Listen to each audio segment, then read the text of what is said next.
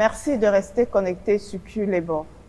Nous avons écouté les conseils de M. Mandin qui sont venus enrichir les solutions déjà pertinentes de nos invités sur le plateau.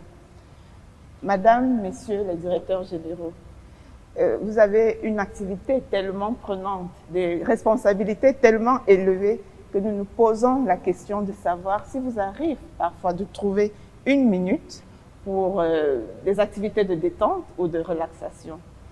Josiane, à quoi ressemble votre emploi du temps en semaine? Est-ce que c'est boulot, boulot et boulot? En semaine, c'est boulot quasiment à 80%. Il faut laisser quand même un petit temps pour gérer les autres sujets personnels, on va dire ça comme ça.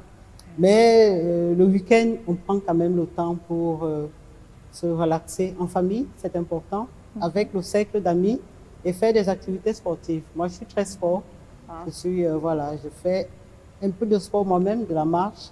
Ça transparaît un peu. Hein, voilà, dans le passé, un peu de football et de basket, voilà. Mais je regarde aussi beaucoup, je suis très, très fan de sport, notamment foot, Champions League, athlétisme, tout le reste. Donc, je suis très sport.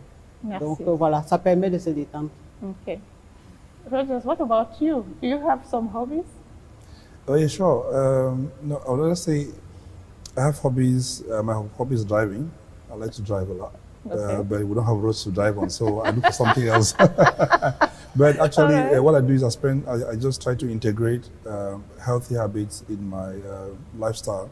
Like Jean was talking walking is one of them. I've got some number of dogs. I walk with my dogs. Yeah. And then when I can play any game, table tennis, lawn tennis, I play.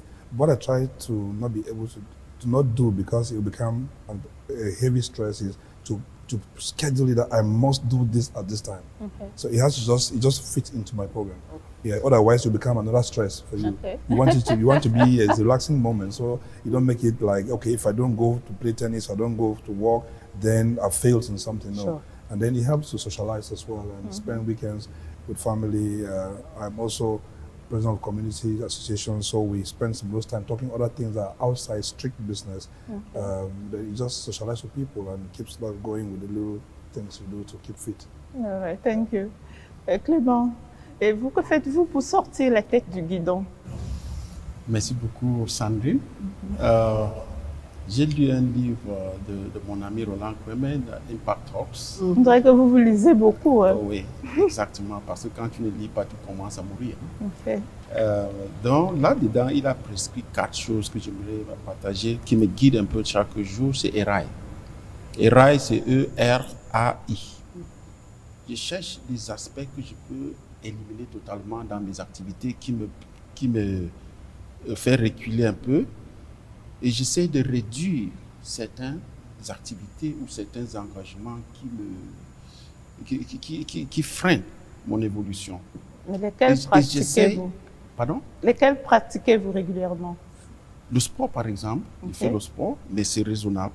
Je n'exagère pas. Quel sport? Et le tennis, surtout. Okay. J'étais un capitaine de football de mon équipe à l'époque, mais avec l'âge, il faut réduire un peu la taille de la balle. Okay. Donc, il y a des choses que j'améliore. Il y a l'amélioration de certaines choses. Donc, dans ERA, tu as E-R-A. Il faut améliorer certaines choses, surtout la connexion avec la famille. Rojas a parlé de la spiritualité. Okay. Il faut aussi reconnaître ses amis. Si tu ne fais pas l'effort de lister et de rester en contact avec vos amis, la famille, tu vas perdre la connexion. Tu vas réussir dans ta profession, mais il y a cette déconnexion qui n'est pas bon pour votre jeu. Okay. Et ensuite, il y a innovation. Okay? Aujourd'hui, j'ai compris que il faut innover. La télé et tout ça, le téléphone qu'on a apporté beaucoup de challenges, mais ça apporte aussi beaucoup de solutions. Comment exploiter cette device pour améliorer ma connaissance dans tout ce que je fais. Okay. Donc, ERAI me guide beaucoup. Merci. Merci également, chères téléspectatrices, chers téléspectateurs. La particularité de Q-Labor, c'est que nos invités ne se limiteront pas à nous dire quelles sont leurs activités de détente. Ils nous en feront la démonstration en pratiquant l'une d'entre elles. Sur ce, je vous invite à nous déporter sur un cours de tennis pour assister à une partie que nous espérons épique entre Rogers et Clement. Yes. Tout de suite, la rubrique No Stress.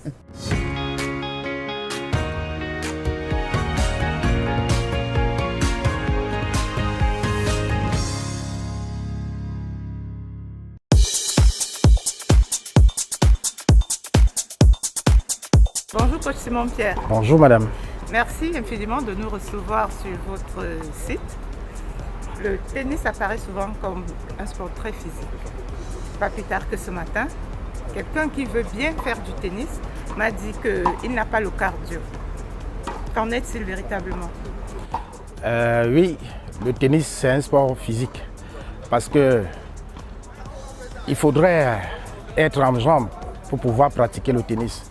Et pour moi, il n'est pas assez difficile qu'on le pense parce que la pratique du tennis développe le système cardiovasculaire.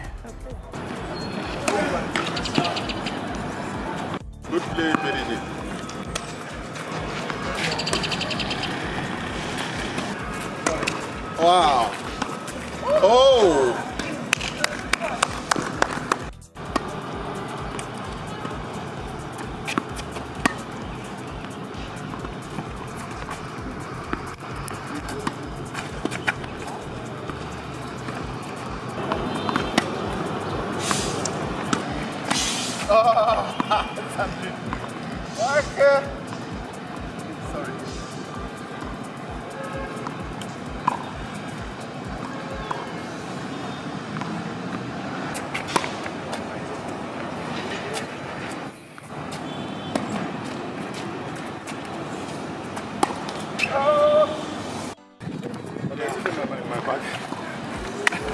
Good job. Good job. Beautiful. Beautiful. À celles et ceux-là qui rechignent souvent à quitter le bureau un peu plus tard le soir pour aller faire une heure de sport, nous leur disons, si les directeurs généraux, aussi occupés soient-ils avec leurs importantes responsabilités, arrivent à trouver du temps pour des activités de relaxation et de détente, pourquoi pas vous?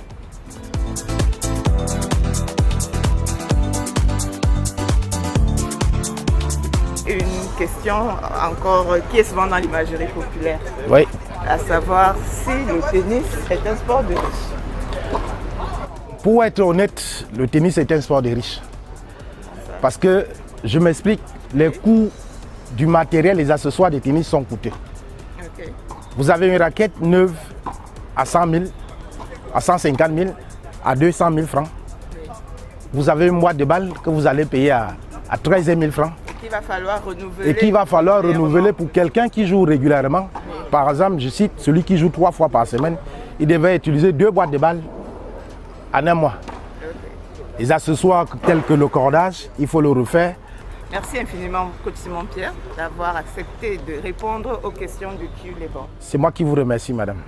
Merci. Merci.